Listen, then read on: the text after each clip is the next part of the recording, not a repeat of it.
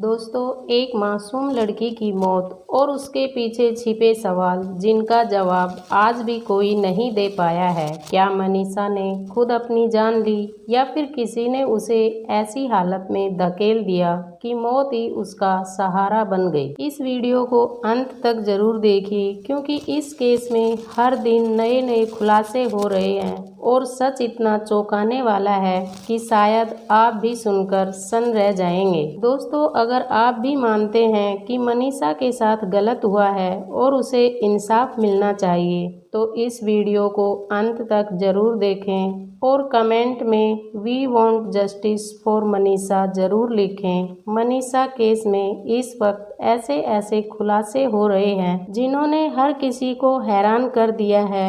Nursing college से लेकर school, कीटनाशक विक्रेता, गांव वाले, कमेटी वाले, सबके बयान जिनसे केस की दिशा पूरी तरह से बदल गई है। लेकिन यह जानना भी बेहद जरूरी है कि आखिर इस केस में प्रेम प्रसंग का मामला कैसे आया। जब मनीषा की लाश मिली उसके 3 दिन बाद पुलिस की जांच के दौरान यह बात सामने आई कि मनीषा एक युवक से प्रेम प्रसंग में थी। पुलिस ने इस मामले को और गहराई से छानबीन की तो यह जानकारी परिवार तक भी पहुंची, लेकिन उन्हें यह बिल्कुल भी नहीं पता था कि उसका यह प्यार इतना गहरा और खतरनाक हो चुका था। जैसे जैसे पुलिस ने जांच आगे बढ़ाई, वैसे वैसे एक एक कर ऐसे राज सामने आने लगे जिन पर किसी को यकीन ही नहीं हुआ। मनीषा के फोन की कॉल डिटेल्स, चैट हिस्ट्री और गवाहियों ने जो तस्वीर बनाई वह बिल्कुल अलग थी।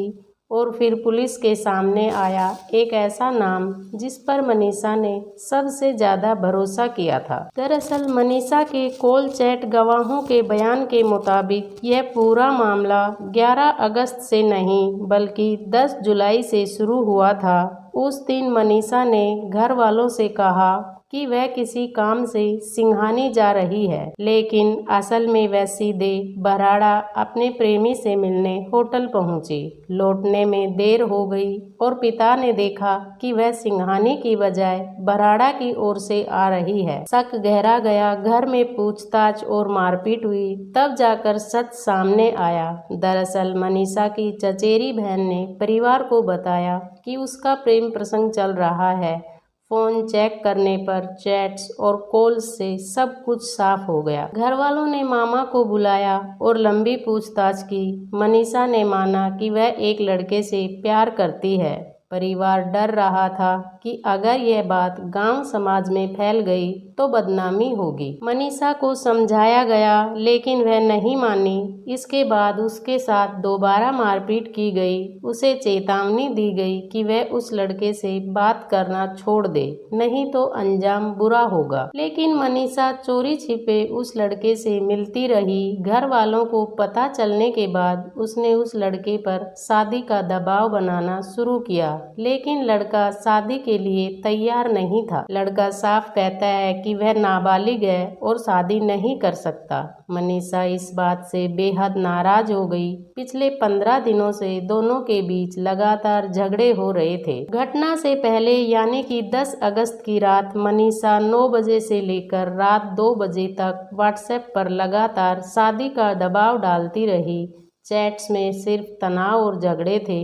लड़का किसी भी हाल में शादी के लिए तैयार नहीं था, लेकिन मनीषा अपनी जिद पर अड़ी रही। उसने कहा कि अगर शादी नहीं करोगे तो मैं जी नहीं पाऊंगी। पुलिस का कहना है कि यह चैट्स उनके पास सुरक्षित हैं, लेकिन प्राइवेसी के कारण उन्हें सार्वजनिक नहीं किया गया। 10 अगस्त की रात बातचीत के बाद अगले ही दिन सुबह यानी 11 अगस्त को मनीषा अपने घर वालों से कहती है कि वह नर्सिंग कॉलेज जाएगी, फॉर्म भरने और एडमिशन के सिलसिले में बातें करने। रोज की तरह वह पहले अपने प्ले स्कूल पहुंची, जहां वह पढ़ाने का काम करती थी। सामान्य दिनों में मनीषा 1:30 पर स्कूल से निकलकर नर्सिंग कॉलेज की बस से घर जाती थी। लेकिन 11 अगस्त को मनीषा ठीक 1:58 पर स्कूल से निकली। वह उसी नर्सिंग कॉलेज की बस से आती जाती थी जिसमें एडमिशन कराने का बहाना बनाकर वह घर से निकली थी। लेकिन उस दिन मनीषा बस से नहीं गई। मनीषा ने घर पर कहा था कि वह नर्सिंग कॉलेज जा रही है। 1:58 पर वह प्ले स्कूल से निकली और इस दौरान स्कूल के सीसीटीवी कैमरे में उसकी वीडियो रिकॉर्ड हुई। थोड़ी दूर जाकर वह एक दुकान के कैमरे में भी दिखी। फिर 200 मीटर जाने के बाद उसने एक दुकान से 1 लीटर कीटनाशक खरीदा। दुकानदार ने पुलिस को बताया कि उसे लगा यह दवा मनीषा के पिता ने मंगवाई होगी, इसलिए उसने ज्यादा पूछताछ नहीं की। दुकानदार देवेंद्र कुमार से पुलिस ने लंबी पूछताछ की। देवेंद्र ने बताया, मनीषा अक्सर उनकी दुकान के सामने से पैदल गुजरती थी। 11 अगस्त की दोपहर करीब 2 बजे के आसपास पहले वह दुकान पर आई और बोली, अंकल जी, मोनो मिल जाएगी? उन्होंने जवाब दिया, हाँ बेटी, मिल जाएगी। इसके बाद मनीषा ने 600 रुपए की मोनो स्प्रे खरीदी और पैदल ही अकेली चली गई। देवेंद्र के मुताबिक उस समय उसके हाव भाव बिल्कुल सामान्य थे। किसी को जरा भी शक नहीं होता कि उसके मन में कुछ और चल रहा है। उन्होंने कहा, इन दिनों कपास, ग्वार और मूंग की फसल पर यही स्प्रे होता है।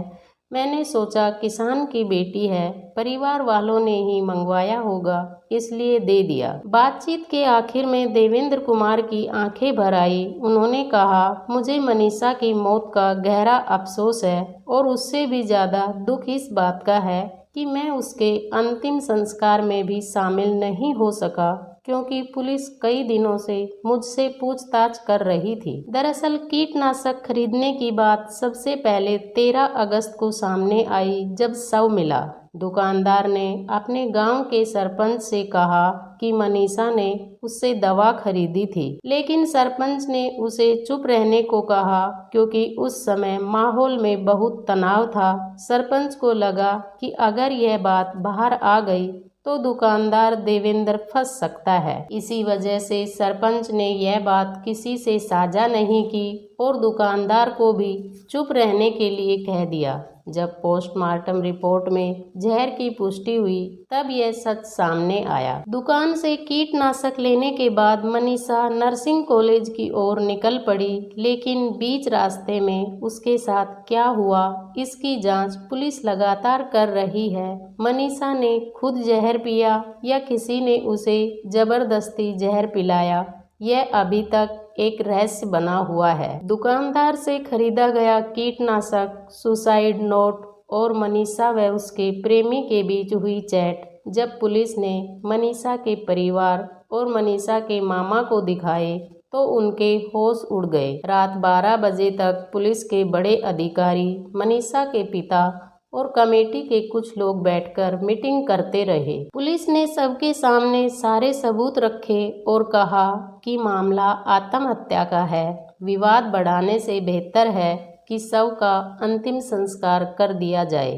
इन्हीं सबूतों को देखने के बाद आपने भी देखा होगा कि मनीषा के पिता और पुरानी कमेटी अंतिम संस्कार के लिए तैयार हो गई थी। यहाँ तक कि मनीषा के पिता ने मीडिया में आकर बयान भी दिया था कि वह शव का अंतिम संस्कार करेंगे। पुरानी कमेटी के लोग सच जान गए, वे पीछे हट गए। उन्होंने सबको समझाया, लेकिन लोग मानने को तैयार नहीं थे। इसके बाद एक नई कमेटी बनाई गई। इस नई कमेटी ने मनीषा के पिता पर दबाव डाला और कहा, तुम्हारी बेटी ऐसा कदम नहीं उठा सकती। उन्होंने और भी कई बातें कही, जिसके बाद मनीषा का अंतिम संस्कार रुक गया। 8 दिन तक शव रखा रहा। नई कमेटी ने मांग उठाई कि इस केस की जांच सीबीआई करे और मनीषा का पोस्टमार्टम दिल्ली एम्स में कराया जाए, तब जाकर शव का अंतिम संस्कार होगा। नई कमेटी बनी और उन्होंने धरना फिर से शुरू कर दिया। इन्हीं के दबाव में मनीषा का तीसरी बार पोस्टमार्टम दिल्ली एम्स में कराया गया। अब वही कमेटी के लोग छिप रहे हैं और सामने आने से बच रहे हैं। पुलिस ने मनीषा के प्रेमी को भी हिरासत में लेकर घंटों पूछताछ की। उसने माना कि दोनों के बीच लगातार बातचीत और झगड़े हुए थे, लेकिन उसने साफ कहा कि मनीषा की मौत में उसका कोई हाथ नहीं है। पुलिस ने उसके बयान दर्ज किए और मोबाइल चैट से मिलान किया। इसके साथ ही पुलिस ने उसका कॉल डिटेल रिकॉर्ड भी खंगाला ताकि यह सुनिश्चित किया जा सके कि घटना के समय वह कहाँ था और किससे संपर्क में था। नर्सिंग कॉलेज वालों ने भी साफ कहा कि 11 अगस्त को मनीषा उनके कॉलेज आई ही नहीं थी। उन्होंने कहा कि वह पहले इसलिए सामने नहीं आए क्योंकि पुलिस उनसे लगातार पूछताछ कर रही थी। उनका सीसीटीवी कैमरे का डीवीआर भी पुलिस ने अपने कब्जे में ले लिया है। कमेटी से जुड़े कुछ लोगों ने भी बयान दिए हैं कि यह मामला प्रेम प्रसंग का था। लड़की के पिता समाज में अपनी इज्जत बचाने के लिए शुरुआत में सच्चाई नहीं बता पाए। कमेटी को भी सब मालूम था कि मनीषा पिछले 1 महीने से परेशान थी। उसे प्रताड़ित किया गया था और मारपीट भी हुई थी। इसके बावजूद कमेटी ने यह सच लोगों को नहीं बताया। अब कमेटी के लोग कह रहे हैं कि उन पर दबाव था, जन आंदोलन था, लोग सुनने को तैयार नहीं थे। याद कीजिए, जब प्रशासन के साथ बातचीत हुई थी तो मनीषा के पिता ने मीडिया के सामने कहा था, हम अंतिम संस्कार करेंगे। हम प्रशासन की बात से संतुष्ट हैं। लेकिन अगले ही दिन उन्होंने बयान बदल दिया और कहा कि कमेटी के दबाव में बोलना पड़ा। पिता के बयान बार बार बदलते रहे। कभी कहा कि मनीषा के साथ हैवानियत हुई है और कभी कहा कि दबाव में बोलना पड़ा। हालांकि शुरुआत में पुलिस ने इस पूरे मामले में लापरवाही दिखाई थी। अगर समय रहते जांच तेजी से होती तो शायद आज इतना बड़ा विवाद खड़ा नहीं होता। लापरवाही के कारण कुछ अधिकारियों को सस्पेंड भी किया गया। पुलिस ने भी जांच के चलते पहले दिन सुसाइड नोट सामने नहीं रखा। जब 5 दिन बाद पुलिस ने सुसाइड नोट और कीटनाशक वाली बात बताई, तब तक लोगों के मन में यह गहराई से बैठ चुका था कि यह हत्या का मामला है। क्योंकि मनीषा का गला कटा हुआ था, लोग तरह तरह की बातें कर रहे थे। कोई कह रहा था गला काटा गया है, कोई कह रहा था अंग निकाले गए हैं। सोचिए, एक गरीब पिता जिसकी बेटी की मौत हुई थी, उसे खुद कोई फैसला लेने ही नहीं दिया गया। परिवार अंतिम संस्कार करना चाहता था, लेकिन कमेटी और आम लोगों ने दबाव डालकर ऐसा होने नहीं दिया। इसी खींचतान में 9 दिन तक मनीषा की लाश सड़ती रही। एक नहीं बल्कि 3 बार पोस्टमार्टम कराया गया। मरने के बाद भी राजनीति उसके साथ होती रही। वो पिता हर बार कहता रहा, यह मेरी मर्जी नहीं है, कमेटी का दबाव है। लेकिन आज वही पिता अकेला खड़ा है। आज इन्हीं अफवाहों के चलते लोग आगे आने वाली सच्चाई को मानने को भी तैयार नहीं हैं। मनीषा का शव मिलने के बाद तरह तरह की अफवाहें फैलाई गई। कुछ लोग झूठा दावा कर रहे थे, जनता को गुमराह कर रहे थे कि मनीषा का बॉडी पार्ट गायब था, जबकि हकीकत यह है कि खुद मनीषा के पिता ने मीडिया के सामने कहा था बॉडी बिल्कुल सही थी, सेफ थी, बस गला कटा हुआ था। पोस्टमार्टम के बाद कुछ अंग फोरेंसिक जांच के लिए भेजे गए थे, जो कि एक सामान्य प्रक्रिया है। ना जाने कितनी झूठी कहानियां गढ़ी गई, जिनसे जनता में आक्रोश फैल गया और नतीजा आज सबके सामने है। धरने पर कमेटी के सदस्यों के साथ साथ मनीषा के परिवारजन भी मौजूद थे। इस मामले को लेकर सोशल मीडिया पर तरह तरह की अफवाहें फैल रही हैं। कभी किसी की गिरफ्तारी की बात होती है तो कभी किसी विधायक के बेटे का नाम जोड़ा जाता है और कहा जाता है कि उसे गिरफ्तार किया गया है। लेकिन ये सारी बातें केवल अफवाहें हैं। पुलिस और जांच एजेंसियां इस मामले की गहन और व्यवस्थित जांच में लगातार लगी हुई हैं। अगर मनीषा के साथ किसी ने दरिंदगी की है या किसी ने उसे जबरदस्ती जहर पिलाया है तो बहुत जल्द उसका चेहरा भी सामने आ जाएगा। अगर इस पूरे मामले में परिवार या रिश्तेदार का कोई सदस्य शामिल है तो सीबीआई उसे भी नहीं छोड़ेगी। जांच में यह बात सामने आई है कि मनीषा पिछले 1 महीने से मानसिक रूप से प्रताड़ित थी, क्योंकि किसी ने उसे मजबूर किया था, किसी ने उसे प्रताड़ित किया था। मनीषा की मौत की गुत्थी अभी तक नहीं सुलझी है, लेकिन उम्मीद है कि जल्द ही पूरा सच सामने आ जाएगा कि क्या मनीषा ने जहर खुद पिया था या फिर किसी साजिश के तहत उसे पिलाया गया था। लेकिन मुझे लगता है कि ये हत्या है, क्योंकि आत्महत्या में गला नहीं काटा जाता है और मनीषा का गला कटा हुआ था। ये बात तो पहली पोस्टमार्टम रिपोर्ट में बताया गया था। और ख़ास बात, कीटनाशक पीने के बाद इंसान तड़पता बहुत है, और कीटनाशक घर में भी पी सकती थी, खेत में जाने की क्या ज़रूरत थी। दोस्तों, इस केस में सवाल बहुत हैं, लेकिन उनके जवाब नहीं मिल रहे हैं और सभी लोग गुहार लगा रहे हैं कि मनीषा को न्याय मिले। लेकिन अब आप इस केस को लेकर क्या मानते हैं? क्या मनीषा ने खुद अपनी मर्जी से जहर पिया था या किसी ने उसे ज़बरदस्ती पिलाया? आपको क्या लगता है?